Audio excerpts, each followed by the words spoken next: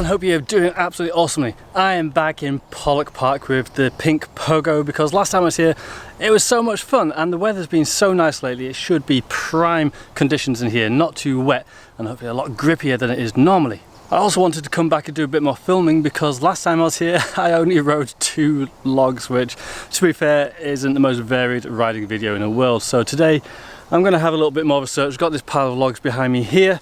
I'd like to have a play on that. There's plenty of other stuff. Maybe this time I won't spend like 2 hours just trying to do one move, which would be pretty nice for my energy levels. Not much to say about the bike this time. It's pretty much the same as it was last time, bar one difference. You may remember this pivot I did off the log.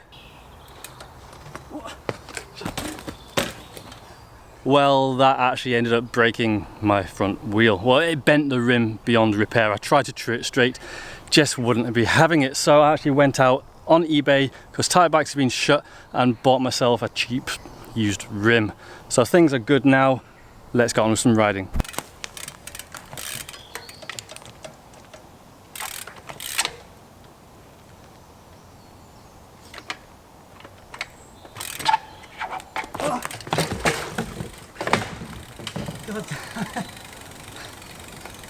This bike's a little bit different than the GT I've been riding these last few days. It's going to take some getting used to. Oh, got the starter for the video now at least.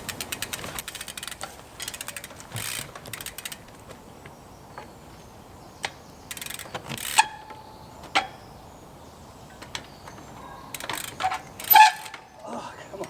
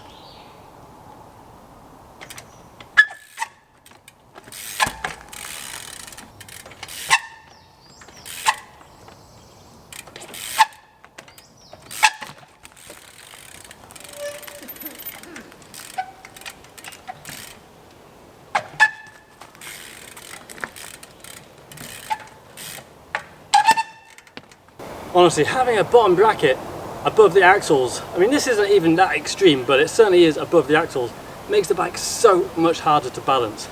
Just on 2 wheels, your centre of gravity is so much higher, you just want to tip over. Riding a lower bottom bracket bike like my Inspired, which is still above the axles, or even the GT, which is slightly below the axles, would balance so much easier for this kind of stuff. But the downside is you don't have as much ground clearance, so for doing stuff like where I was hooking over the end of the log, that would be a lot harder with a lower bottom bracket. So there's definitely a compromise though.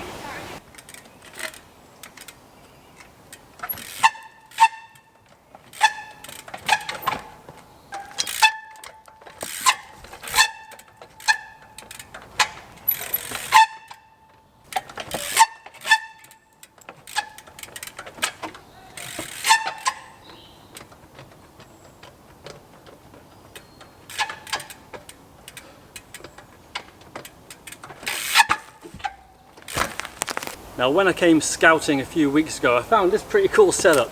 Now I had imagined I'd do this on Hex because there's actually a kicker there, which is awesome. You don't get many natural kickers.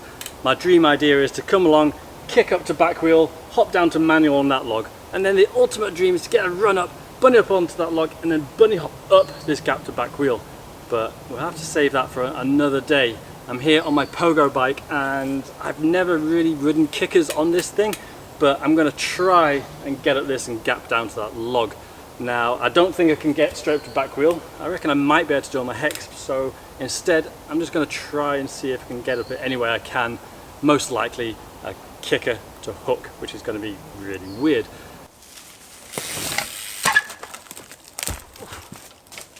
Oh, that is weird. So weird.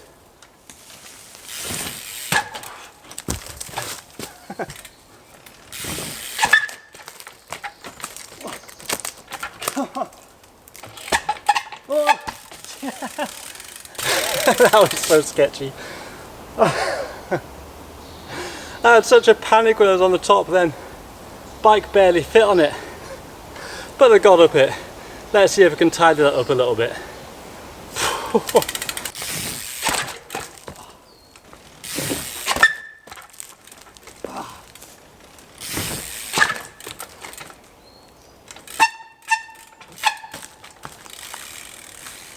Yeah!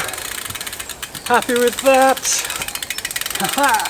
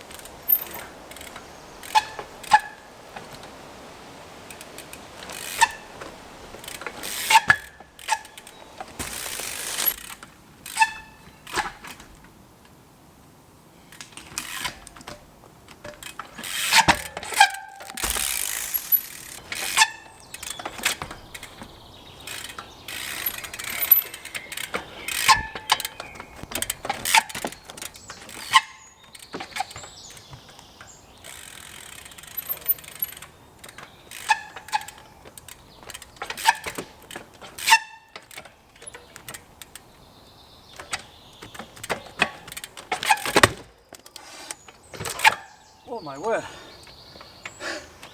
I'm glad that hit the bolt of the rear hub then, otherwise I was going down there. Oh, sketchy. And that's also why we don't run rear disc brakes on bikes like this.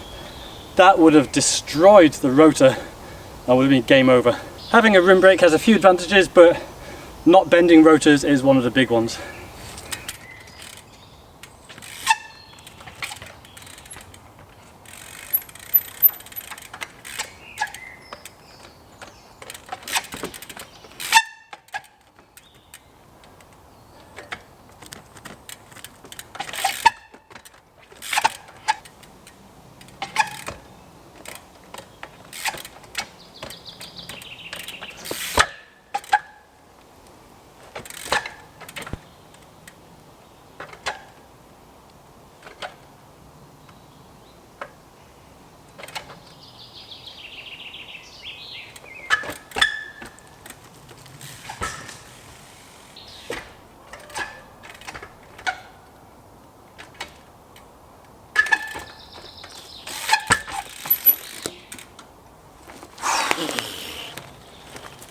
Absolutely stoked to have got over the root section on this fallen tree.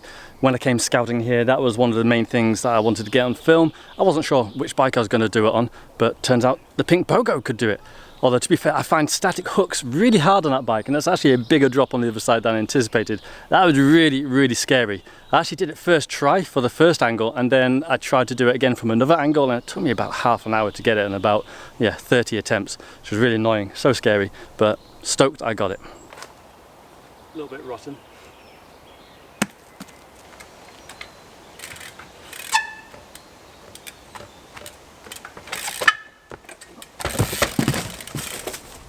It's not how you do it.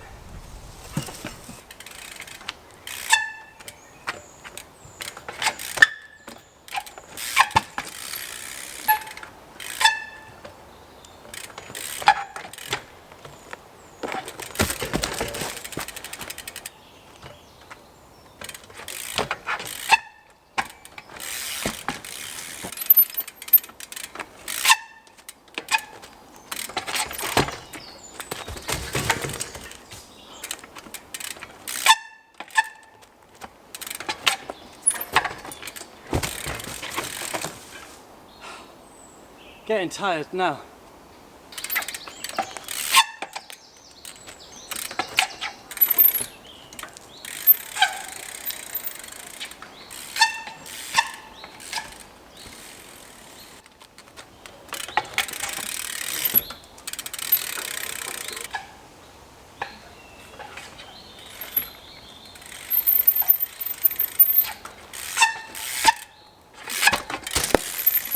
I am too exhausted to carry on, so that's the end of the video. Huge thanks as always whenever I ride the pink bike to tartybikes.co.uk for supporting my cheap bike, my pink bike series. If you do want any trial specific bikes, parts, whatever, even mountain bike stuff, head to tartybikes.co.uk and they'll sort you out. As usual, I really hope you enjoyed this video. Let me know down in the comments if you did. If you want to see more pink bike riding, again, let me know. There's still a few things I'd like to film in these woods.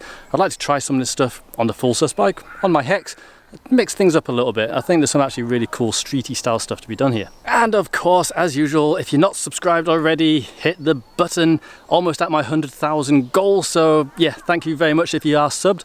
If you want to support me even more than a subscription, then head to Patreon. For just $2 a month, you will get videos uploaded when they're finished rather than waiting for a Friday schedule. You also get slightly longer videos as well. And I'd also love it if you went to Clarkson.com and picked up some merch, which, to be honest with you, I always forget to wear in my videos. I really need to get some more for myself so I can actually promote it. But yeah, Clarkson.com for any merch, and it really does help support the channel and make me able to make these videos to entertain you guys.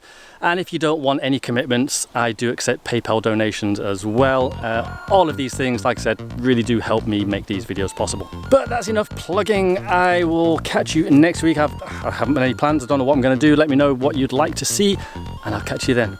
Take care, everyone. Have a great week. Bye-bye.